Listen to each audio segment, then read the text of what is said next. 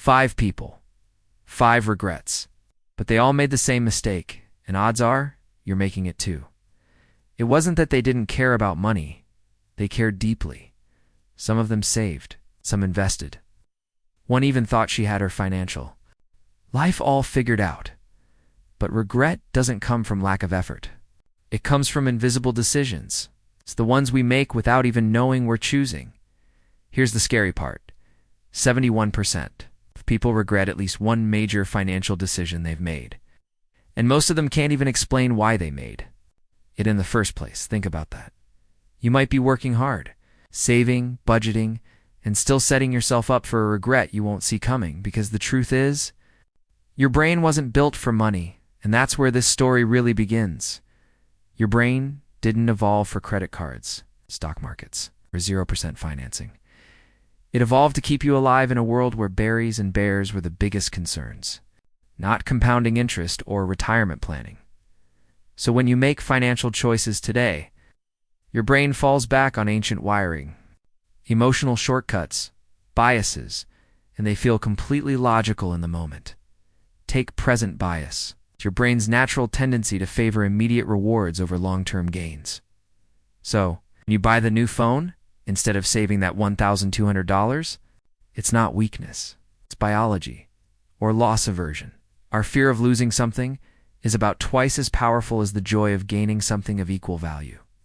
That's why people hold on to bad investments, afraid to sell at a loss, or stay in debt longer, just to avoid admitting a mistake. It feels personal, but it's actually predictable. These hidden mental traps are behind almost every financial regret. And now, let's meet the people who lived through them. Person 1. She got a raise and upgraded her life instantly. New apartment, new wardrobe, weekly brunches. 6 months later, credit card debt higher than ever. Her brain said, "You've earned this." But it wasn't a reward. It was lifestyle inflation, dressed up as self-care. Person 2, he refused to sell a failing stock. Watched it drop for months. Why? Because if he sold, it meant he was wrong. That's loss aversion. Better to sink with the ship than jump and admit a mistake. Person 3, she bought a car she couldn't afford because her friends did. That's social proof bias.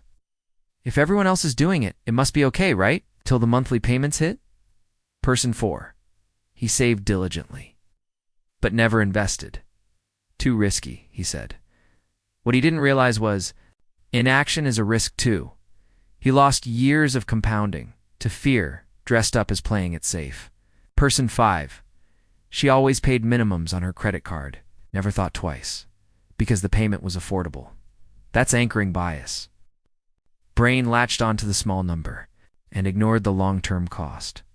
None of them thought they were making bad choices, but every one of them had their decisions quietly steered by psychology. And now, let's stack the insights behind these regrets.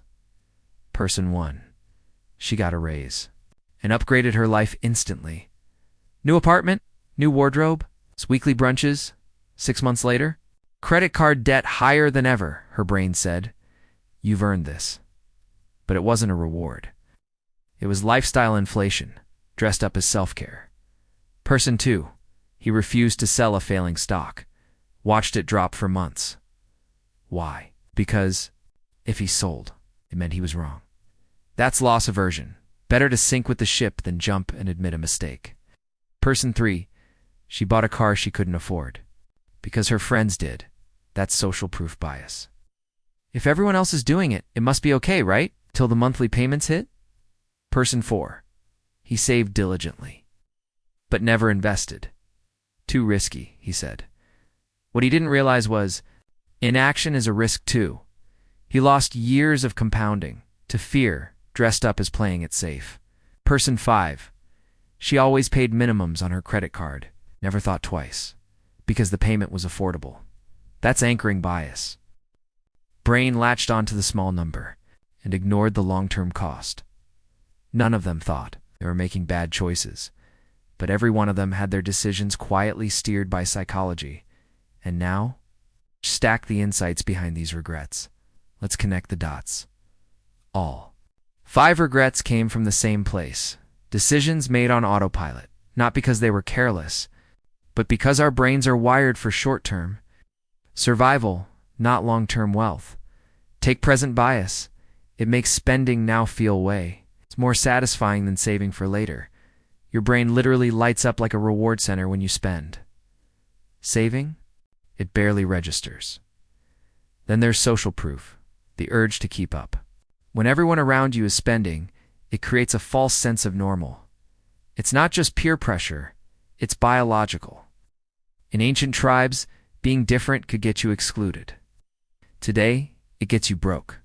Loss aversion makes it almost unbearable. To take a loss, even a necessary one. That's why we avoid budgeting after a bad month, or keep paying for things we no longer use. We'd rather avoid the pain than face the truth. An anchoring bias. It's deadly subtle. You see a $1,000 item marked down to $499. Your brain sees a deal, but you never stop to ask, do I even need this at all? These biases layer on top of each other. They don't shout, they whisper, and the whispers sound just like common sense. So how do you outsmart a brain that's trying to protect you, but ends up costing you? Start by slowing down your decisions. When it comes to money, speed kills. If something feels urgent, like a sale, an investment tip, or a limited time only deal, pause. Ask, is this urgency real or is it manufactured? Second, pre-commit. To your goals? Want to save more? Automate it before you even see the money. Want to invest consistently? Set up recurring deposits. Don't rely on willpower. Design your environment to do the work for you. Third, reframe how you see losses. Selling a bad investment isn't failing. It's correcting course. Not upgrading your phone isn't deprivation. It's compounding freedom. Fourth, audit your emotional spending triggers. Are you shopping when you're bored, stressed, or feeling left out? Track it. Name it. Pattern recognition is power. And finally, check your anchors before you click. Ask, am I comparing this to its true value or just to the price it used to be? Your brain will always take shortcuts. But when you shine a light on the traps, shortcuts lose their power. Here's the hard truth. Most financial regrets aren't about bad luck or bad choices. They're about unseen forces in your own mind, steering you off course quietly, relentlessly. But here's the twist. The very brain that tricks you can also become your greatest ally. Once you know the game, you're no longer a player. You're the one holding the board, so ask yourself, which regret do you want to avoid? The one you've already made, or the one waiting just around the corner? If you want to keep winning, start by understanding the why behind your money moves. And if this video helped you see that, hit subscribe because we're just getting started. Drop a comment below. What's your biggest money regret and what did you learn from it? Your story could help someone else avoid the same trap. Let's quickly recap. 5 people. 5 regrets, but 1 core lesson. Your money mistakes aren't random. They come from deep psychological biases built into your brain. Present bias, loss. Aversion, social proof, anchoring, these aren't just fancy words. They are the invisible forces shaping every dollar you spend or save. The good news? Once you recognize these patterns, you can outsmart them. Slow down decisions, automate good habits, reframe losses, and question your emotional triggers. That's the path from regret to control. If you found this useful, give it a thumbs up and share it with someone who needs to hear this.